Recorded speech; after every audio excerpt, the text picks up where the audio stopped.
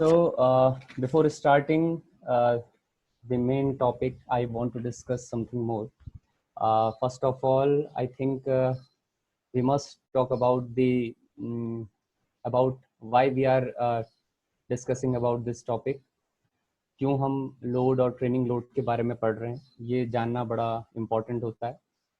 इसके फैक्टर्स और टाइप्स किस तरह से इन्फ्लुएंस करते हैं ट्रेनिंग में, जब हम कोई ट्रेनिंग प्लान डिज़ाइन करते हैं या किसी ट्रेनिंग सेशन को हम प्लान करते हैं.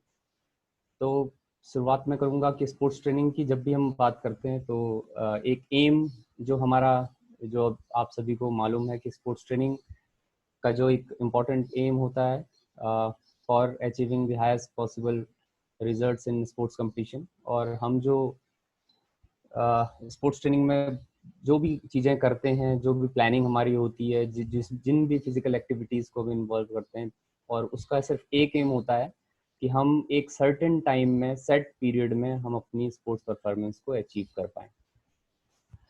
तो स्पोर्ट्स ट्रेनिंग के एम के साथ मैं इस ट्रेनिंग लोड को जोड़ना चाहूँगा कि जैसा कि आप देख रहे होंगे स्क्रीन में, load is the central unit of sports training. जब भी हम खेल प्रशिक्षण के बारे में बात करते हैं तो उसका सेंट्रल पॉइंट जो है वो ट्रेनिंग लोड के रूप में मुझे लगता है देखना चाहिए. क्योंकि load is like you can से कि हम फिजिकल एक्सरसाइजेस को लोड के रूप में हम देखते हैं, क्योंकि स्पोर्ट्स ट्रेनिंग या स्पोर्ट्स में हम जब भी बात कर रहे हैं तो there is a numerous kind of movements जिनके थ्रू हम अपने अपने कंपटीशन के दौरान जो है वो परफॉर्म करने की कोशिश करते हैं और हाईएस्ट लेवल जो हमारा हो सकता है वहाँ तक पहुँचने की कोशिश करते हैं. लोड जो है वो एक तरह की प्रोसेस या प्रक्रिया जो हम कह सकते हैं कि ट्रेनिंग और कॉम्पिटिशन्स की जो डिमांड होती है उनको देखते हुए हम लोड को सेट करते हैं, जिससे कि जो हमारी होम्योस्टेसिस कंडीशन, जिसे हम साम्यावस्था की स्थिति कहते हैं, जो नॉर्मल स्टेट है हमारी बॉडी की, होम्योस्टेसिस कंडीशन उसे कहते हैं, तो उसको डिस्टर्ब करे बार बार. और वो डिस्टर्बेंस बेसिकली टेम्परेरी होता है, और वो जब टेम्परेरी डिस्टर्बेंस रेपिटेडली हमारे शरीर में होता है तो हमारी फिजियोलॉजी शुरुआत में के लिए टफ टास्क होता है उसको रिस्पॉन्ड करना, उसको उस तरह के फिजियोलॉजिकल रिस्पॉन्सेस को मैच करना. बट जब हम रेपिटेडली उसी तरह के डिस्टर्बेंसेस बॉडी में देखते हैं तो फिजियोलॉजी हमारा रिस्पॉन्ड करती है उसके लिए, और उस लोड के अगेंस्ट जो है वो अच्छा रिस्पॉन्स हमें देती है, जो कि हमें एडेप्टेशन की तरफ लेके जाता है. और वो होम्योस्टेसिस कंडीशन, चाहे हम फिजियोलॉजिकल वे में कहें, हम चाहे वो साइकिक फैक्टर्स के रूप में कहें, ये दोनों ही इंपॉर्टेंट पार्ट होते हैं. आगे की स्लाइड्स में हम इसे डिस्कस करने वाले हैं. ट्रेनिंग लोड एंड लोड मेरी समझ से थोड़ा सा डिफरेंस हमें देखना चाहिए इन दोनों में, क्योंकि प्रशिक्षण भार ही एक ऐसा भार नहीं होता जो एक एथलीट को एक अपने कंपटीशन के लिए तैयार करता है या इन्फ्लुएंस करता है. बहुत सारे ऐसे लोड दूसरे किस्म के भी होते हैं जो हमारी परफॉर्मेंस को इन्फ्लुएंस कर सकते हैं. तो first of all we must know about the training load. जैसा कि साफ लिखा हुआ है स्टेटमेंट में कि training load, the load with which an athlete is taking from his training session. जो आप ट्रेनिंग सेशन में उसे लोड दे रहे हो, वो लोड, वो भार जो है वो आपका प्रशिक्षण भार कहलाता है. Now I am going towards the aim of the training load. It improve, stabilize and maintain the performance. जो आपका प्रदर्शन है खेल प्रदर्शन में, आपको इम्प्रूवमेंट लेके देता है. जब आप लोड सेट करते हो, कोई फिजिकल एक्सरसाइज को इन्वॉल्व करते हो, तो उससे आपका जो परफॉर्मेंस है वो इम्प्रूव होता है. सम काइंड ऑफ आप कह सकते हैं कि it's a phase of stimulation. जब आप स्टिमुलेट करते हो अपनी शरीर को या उस बॉडी के पार्ट को या उस पर्टिकुलर ग्रुप ऑफ मसल को, जो कि आपको आपके परफॉर्मेंस में की फैक्टर जो है वो होने वाला है. उसके बाद हम एक रिटेनिंग फेज देखते हैं, जो कि जिसको हम स्टेबलाइजेशन भी कह सकते हैं, कि हमें उस इम्प्रूवमेंट के बाद एक स्थिरता उसमें लेके आनी होती है. जिस स्थिरता, अगर वो स्थिरता नहीं बनी रहेगी तो वहाँ पे जो ग्राफ है वो आपका रिड्यूस होने लगता है। तो उस ग्राफ को स्थिर रखने के लिए इम्प्रूवमेंट को आपको स्टेबलाइज करने की जरूरत वहां पे होती है। Third one we have maintain the performance. अब जो आपने रिटेन किया है उसी को आपको मेंटेन करने की जरूरत होती है कि आप कितने लंबे समय तक उसको रिटेन करो। तो वहाँ पे बहुत सारे फैक्टर्स हैं, कैसी एक्सरसाइजेज हमें करनी चाहिए, कौन से प्रिंसिपल्स हमें फॉलो करने चाहिए, तो ये सब बातें हम आगे करेंगे। और एक और इसका एम जो हम देखते हैं कि sometimes it accelerating the recovery processes. जो रिकवरी की जो प्रक्रियाएं हैं, प्रोसेसेस हैं, इनको भी तेज करने के लिए, एक्सेलरेट करने में बड़ा इंपॉर्टेंट रोल प्ले करेगा जो आप ट्रेनिंग लोड सेट करोगे। लाइक कभी कभी हम वर्कआउट के बाद एक ऐसा लोड देते हैं कि जो नॉन फटीग प्रोड्यूसिंग होता है, जिसमें आप फटीग प्रोड्यूस नहीं करते, like some kind of flexibility exercises, जहाँ पे कि हम लोड तो देते हैं लेकिन हमें उस तरह की फटीग का एहसास नहीं होता, थकान का एहसास नहीं होता। तो वहाँ भी जो है वो लोड जो है वो बड़ा कारगर सिद्ध हो सकता है जब आप एक एक्टिव रिकवरी, या हम कहते हैं कि रिकवरी की तरफ हम लेके जाते हैं, और वो एक तरह से आपका ट्रेनिंग लोड वहाँ पे इन्फ्लुएंस करता है। कभी कभी जब हम पीरियडाइजेशन की बात करते हैं तो वहाँ पे भी एक फेज हम कहेंगे कि वर्कलोड का जो सेशंस, जो माइक्रो साइकिल्स हैं, आपने अगर वीकली डिवाइड किए हैं तो कुछ टाइम बाद एक कुछ ऐसे वीक्स होते हैं उन माइक्रो साइकिल्स में, जो कुछ माइक्रो साइकिल आपको इस तरह के रखने होते हैं जो कि रेस्टिट्यूशन फेज में आपको लेके जाएं, और वहाँ भी आपको लोड को उस तरह से डिटेरिएट करना होता है जिससे कि आप अपनी परफॉर्मेंस में एडेप्टेशन को जो है वो आसानी से आप बना पाओ और जो आपको परफॉर्मेंस में हेल्प करे। हियर इज अ ट्राइंगल, आप देख सकते हैं, जिसमें सबसे इम्पोर्टेंट जो एस्पेक्ट है या पहला फेज जो हमने लिखा है वो लोड, जो कि हम फिजिकली देख पाते हैं और उसको सेट कर सकते हैं। लोड के बाद जो लास्ट, अगर आप एक ओवल शेप में देखिए, स्पोर्ट्स परफॉर्मेंस इन कंपटीशन, ये हमारा अचीवमेंट, या जो हम कहते हैं जिस अचीवमेंट के लिए हम जाने वाले हैं, जिस अचीवमेंट के लिए हम अपनी ट्रेनिंग सेशंस को डिज़ाइन करते हैं, और जो हमारा एम जो बनता है वो है स्पोर्ट्स परफॉर्मेंस, खेल प्रदर्शन, वो भी हमारे कंपटीशन के दौरान। कई बार ऐसा होता है कि आपने लोड दिया लेकिन वो एक सेट पैटर्न में नहीं हुआ या प्रिंसिपल्स को फॉलो नहीं किया, तो आपकी परफॉर्मेंस जो है वो सेट पीरियड में नहीं आती जहाँ पे कि आनी चाहिए थी। तो इस तरह से आप उसको डिज़ाइन करोगे। तो इस ट्राइंगल में आप देख सकते हैं कि लोड सबसे पहले जब आप देते हो फिजिकल एक्सरसाइजेस के रूप में, उसके बाद का जो एक कॉर्नर जो आप देख रहे हो, फटीग, तो फटीग जो है वो आपकी लोड की वजह से है। वो क्वेश्चन मार्क जो है वो ये डिनोट करता है कि why fatigue is occurring, it is because of your training load, या फिर कुछ और ऐसे फैक्टर्स हैं जो आपके फटीग, जो आपकी बॉडी को मैं फटीग को कंसंट्रेट कर रहे हैं। तो ये एक इम्पॉर्टेंट एस्पेक्ट होता है। तो जब आप लोड देते हो फिजिकल एक्टिविटीज के रूप में, फिजिकल एक्सरसाइज को इन्वॉल्व करते हो, तो there is a some kind of temporary disturbances in your homeostasis condition. उस समय रिपीटेडली जब आप उसको टेम्परेरीली जब आप उसको डिस्टर्ब करते हो लोड के थ्रू, तो वहाँ आपको फटीग होने लगती है, आपके मसल्स में जो है वो लैक्टिक एसिड का एक्युमुलेशन होने लगता है और आपको फटीग का एहसास होता है। One thing is very important here कि फटीग के बिना आप अपनी स्पोर्ट्स परफॉर्मेंस को अचीव नहीं कर सकते। जब तक अगर आपने लोड दिया है तो देयर शुड बी फटीग। आप उस लिमिट से ऊपर जाओगे तब इंस्टेंसली आप कह सकते हो कि उस फटीग से ऊपर जाना आपके लिए ज़रूरी है ताकि आप उस स्पोर्ट्स परफॉर्मेंस को आसानी से ले पाओ। तो फटीग के बाद जो नेक्स्ट जो कॉर्नर है वो एडेप्टेशन है। बट एडेप्टेशन जो है वो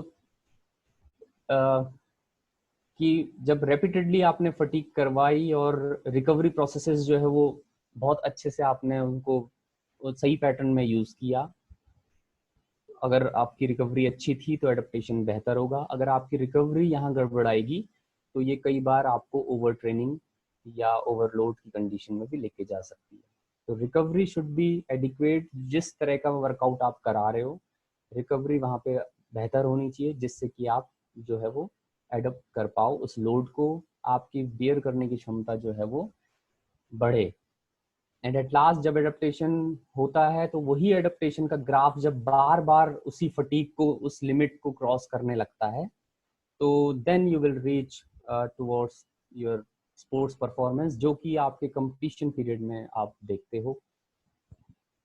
ये सारी चीजें, चाहे वो लोड हो, फटीग हो, रिकवरी हो, एडेप्टेशन हो, और एट लास्ट जो हमारा एम होता है, जो खेल प्रदर्शन है, वो बेहतर करना हमारा जो एम होता है, ये सारी चीजें सेंट्रल यूनिट जो हम कह रहे हैं लोड की वजह से होता है। तो लोड ही एक ऐसी चीज है जिसको आप फिजिकली सेट कर पाते हो।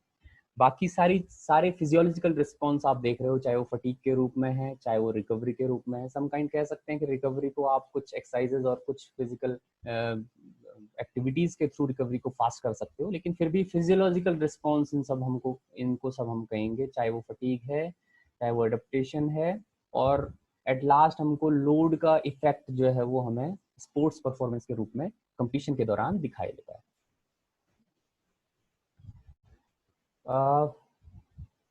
आई assume training load as a cascade. Cascade का मतलब है कि एक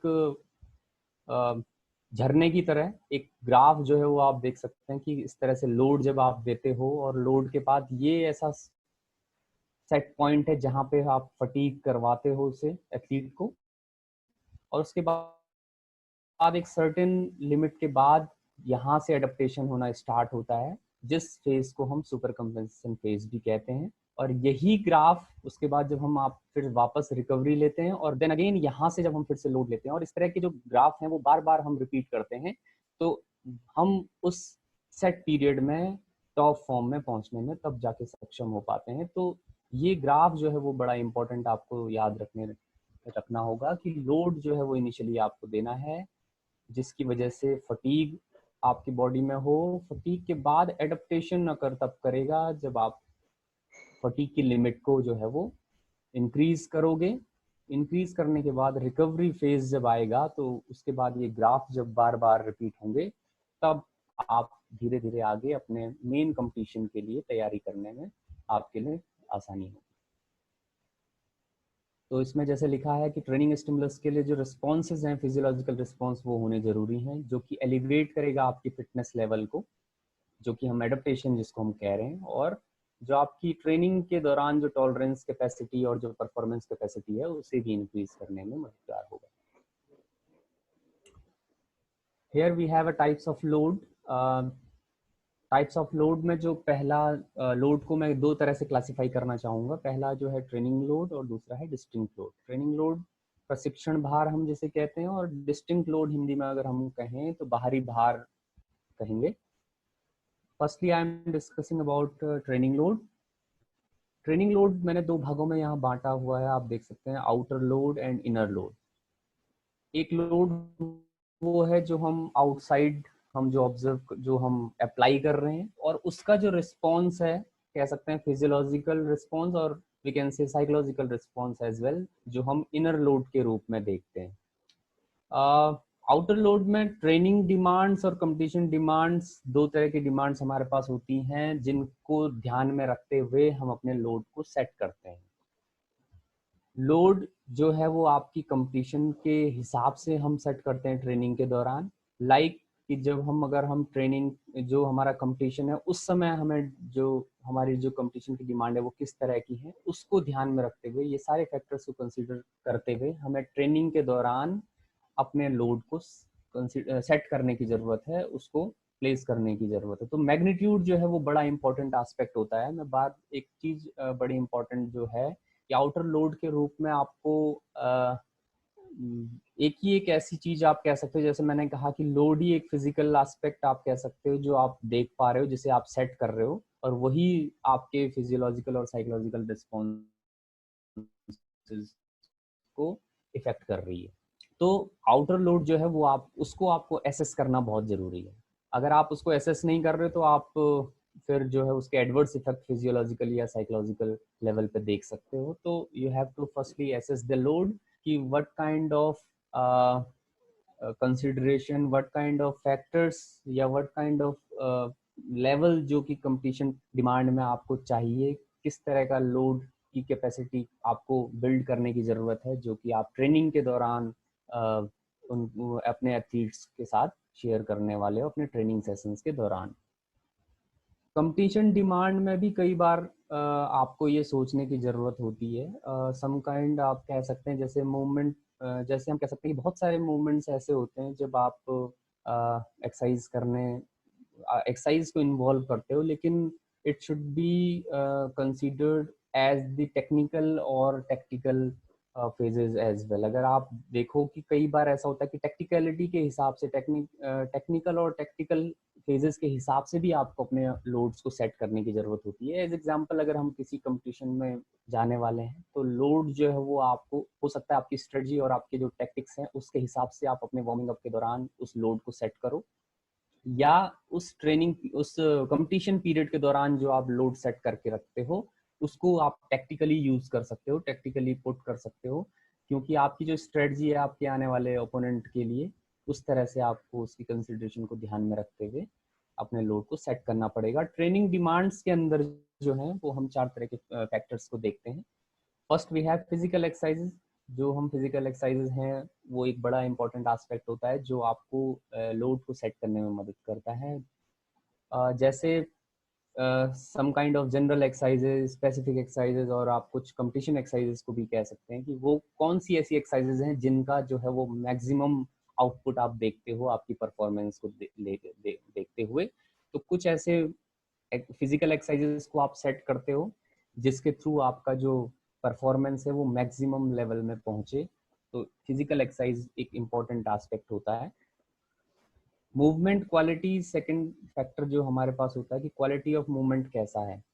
क्वालिटी ऑफ मूवमेंट को एसेस करना बहुत आसान तो नहीं होता। इसे आप थोड़ा सा जज करना आपके लिए आसान नहीं होता, लेकिन कई बार कुछ इक्विपमेंट्स के साथ कुछ जो आप टेक्निकल एबिलिटीज जो आप करने वाले हो उनमें अगर आप क्वालिटी ऑफ मूवमेंट टेक्निक की जब हम बात करते हैं तो वहाँ पे आप कुछ ऐसे लोड को रख सकते हो। लाइक हम अगर बॉलिंग एक्शन की बात करें तो बॉलिंग एक्शन में अगर हम वहाँ पे लोड की जो है इंटेंसिटी को क्वालिटी वाइज अच्छा करने के लिए हम बैंड्स का यूज़ करते हैं, इलास्टिक बैंड्स का यूज़ करते हैं, तो वहाँ पे मूवमेंट क्वालिटी जो है वो इम्प्रूव होती है। इस शोल्डर की जो क्वालिटी है वो आपकी शोल्डर की जो एक्सरसाइजेज हैं वो आप बेहतर तरीके से कर सकते हो, जिससे कि आपकी डिलीवरी जो है वो बेहतर हो। लोड वॉल्यूम जो है वो 2 तरह से आपके पास होता है। लोड वॉल्यूम, पहले तो आप समझिए कि व्हाट इज लोड वॉल्यूम, कि जो टोटल वर्क डन जो आप कर रहे हो ड्यूरिंग योर ट्रेनिंग सेशन, ये आपको ध्यान में रखने की बात है। एक इम्पॉर्टेंट चीज़ ये है कि जब आप टोटल वर्क डन की बात कर रहे हो तो यहाँ पे वॉल्यूम को क्वांटिफाई करना बहुत आसान है। अगर आप क्वांटिफाई करते हो उसे इजीली मेजर्ड कर सकते हो आप अपने वॉल्यूम को, कि आप टोटल वर्क डन कितना करने वाले हो। इट मीन्स कि you have to write in your blueprint, जो आप अपने ब्लूप्रिंट में लिखने वाले हो या जो आप ग्राउंड में करने वाले हो, उसके लिए उससे पहले आप जो ब्लूप्रिंट बनाते हो या जिसको ट्रेनिंग प्लान हम कहते हैं, उस प्लान में आपका वॉल्यूम जो है वो सेट करके आप रख सकते हो। तो it is very easy to measure और easy to quantify, you can say. तो क्वांटिफाई करना आपके लिए ज़रूरी है, कितना वर्क डन आज हमको करना है, एथलीट्स को कितना काम करवाना है। दूसरा जो है वो लोड इंटेंसिटी की बात हम कर रहे हैं। लोड इंटेंसिटी मीन्स कि जहाँ पे हम डिग्री ऑफ लोड की बात करते हैं। आई एम सॉरी, जो लोड वॉल्यूम है उसमें 2 चीज़ें जो मैं भूल गया, movement duration and movement frequency. 2 तरह की चीज़ें यहाँ पे हैं कि जो मूवमेंट आप कर रहे हो उसका ड्यूरेशन क्या है। मीन्स अगर आप किसी एक सेट रेपिटेशन को करते हो तो ये एक तरह का रेपिटेशन है जो आप कर रहे हो उस मूवमेंट को करते समय। और मूवमेंट फ्रिक्वेंसी मतलब नंबर ऑफ टाइम्स जो आप उस रेपिटेशन को उस मूवमेंट को करने वाले हो, कितनी बार आप उसे कर रहे हो। तो ये दोनों का मल्टीप्लिकेशन जब हम करेंगे तो वहाँ पे हम लोड वॉल्यूम हम आराम से देख सकते हैं, सेट कर सकते हैं। Now we have a load intensity. तीव्रता की जब हम बात करते हैं, लोड को कितनी तेजी से हमें करना है, मीन्स डिग्री ऑफ लोड आपका क्या रहेगा। तो डिग्री ऑफ लोड को थोड़ा क्वांटिफाई करना आसान नहीं होता, लेकिन फिर भी वॉल्यूम के साथ इसका रिलेशनशिप जब हम अच्छे से कर पाते हैं तो वहाँ पे हमें अच्छे जो है वो रिजल्ट मिलते हैं, जब हम वॉल्यूम और इंटेंसिटी दोनों के रिलेशनशिप्स को देखते हैं। तो इंटेंसिटी जो है वो बेसिकली लिमिटेड कह सकते हैं आप कि आप इसको क्योंकि ये टाइम टेकिंग है, आप कह सकते हैं कि आप इसको अगर मेज़र करना चाह रहे हैं तो ये आपके लिए आसान नहीं होता, इसमें टाइम लगता है मेज़र करना। बहुत सारे ऐसे टेक्निक्स हैं जिनके थ्रू आप इंटेंसिटी को जो कर पाते हो, लेकिन ऑन द स्पॉट प्रैक्टिकली कई बार आपके लिए पॉसिबल नहीं होता।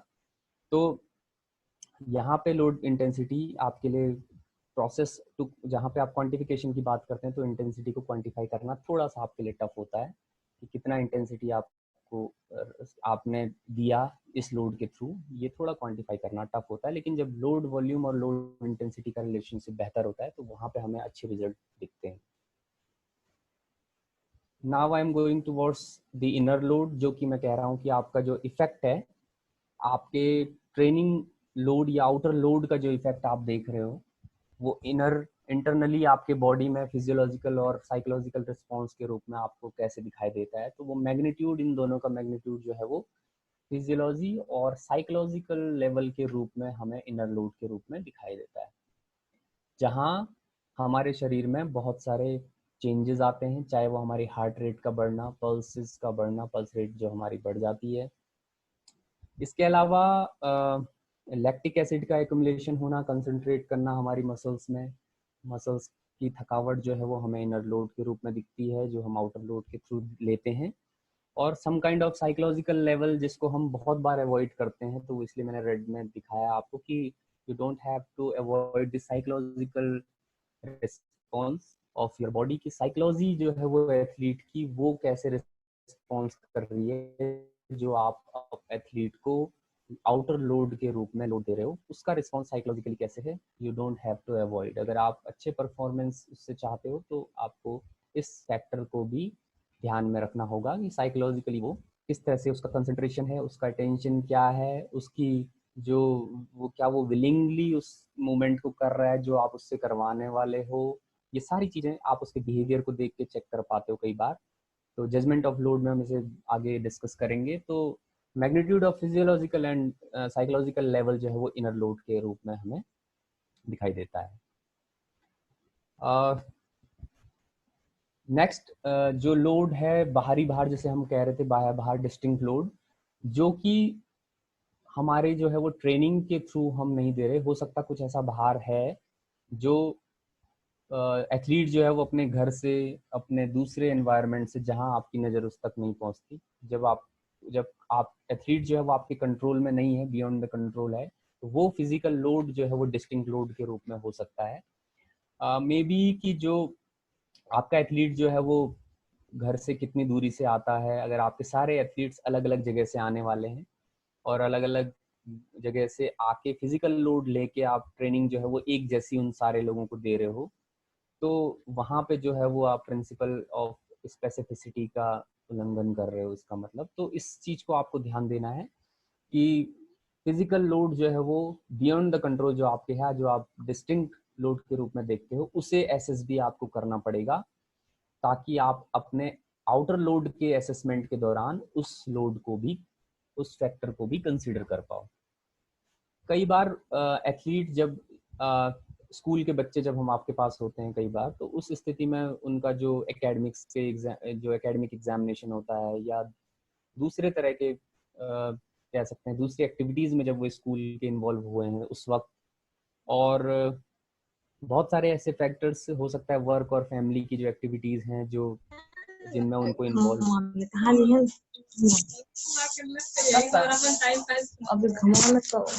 Hello hello, am I audible? Yes Tarun sir, आप कंटिन्यू करें। देयर इज सम डिस्टरबेंस है आई थिंक। हाँ, participants please, we are requesting you again and again, don't unmute your mic during the session please. Sir please आप continue. Okay okay.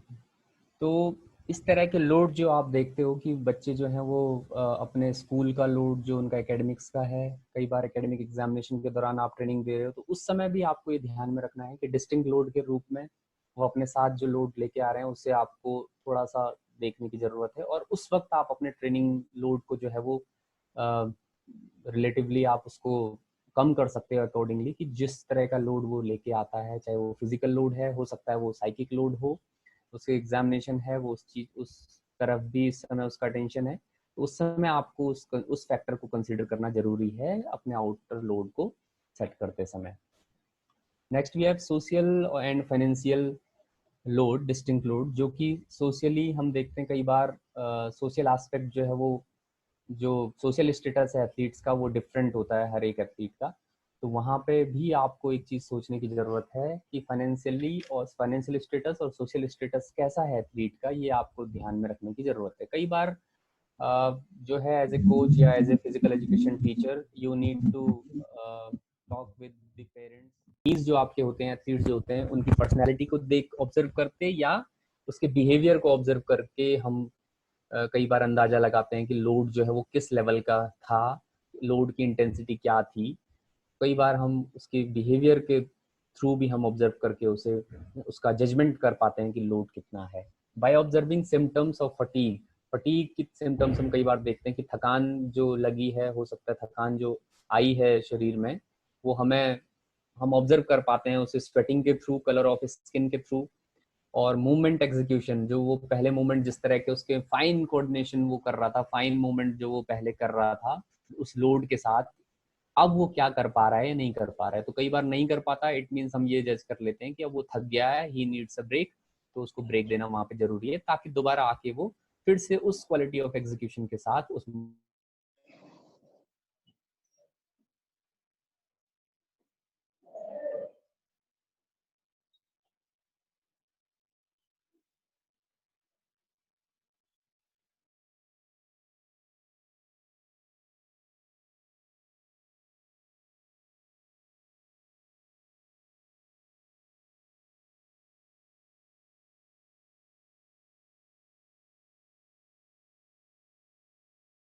तरुण sir, आपकी आवाज नहीं आ रही है।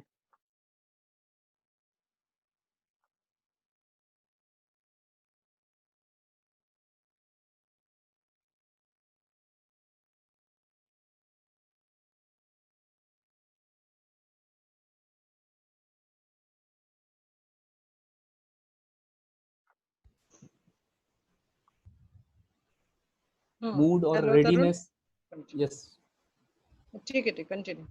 यस, रेडीनेस फॉर स्टिमुलस, जो मैं आपसे कह रहा हूँ कि आप जो एथलीट को देख ऑब्जर्व कर रहे हो, क्या वो स्टिमुलस को जो उत्तेजित कर रहा है, उसे जो लोड आप दे रहे हो, क्या वो उसके लिए रेडी आपको दिखाई दे रहा है या नहीं दिखाई दे रहा। अगर वो नहीं दिखाई देता तो कई बार हम उसके उस बिहेवियर को देखते हुए भी लोड को आसानी से जज कर पाते हैं। लेकिन ऑब्जेक्टिव जजमेंट के कंपैरेटिवली हम कहते हैं कि subjective judgment is less reliable.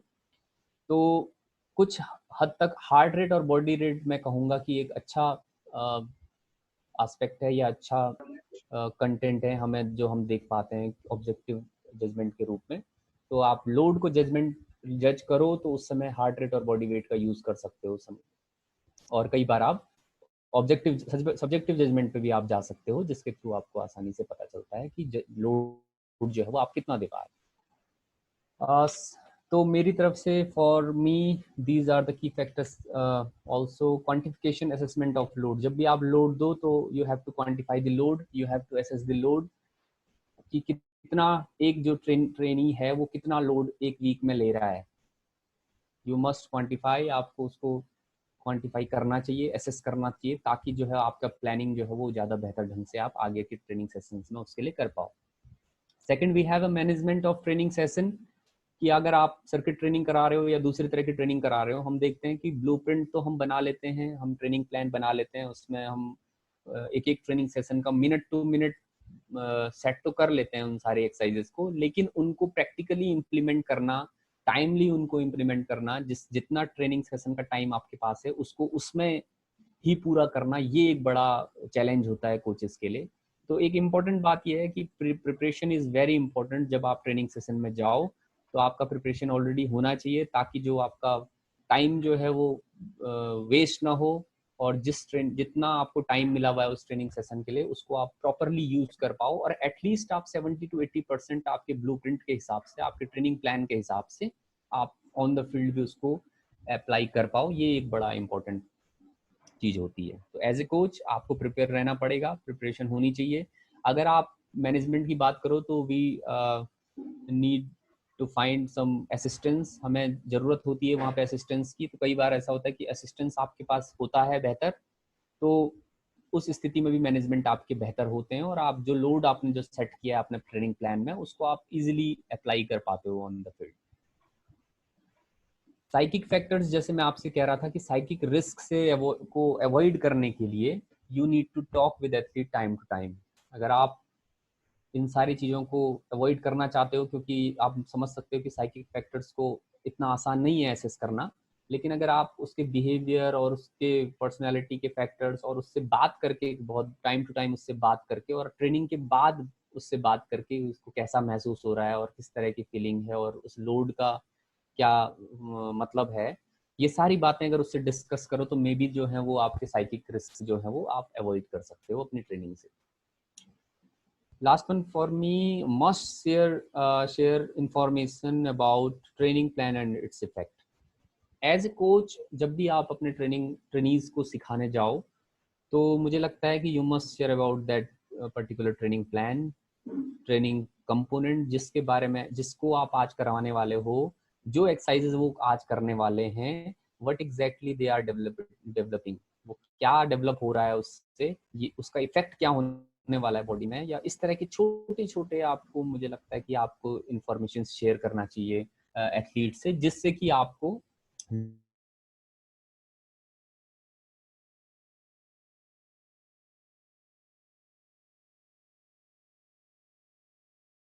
Low physiological responses हैं वो आपको बेहतर ढंग से वहां पे रिस्पॉन्ड करें। So it's over from my side sir.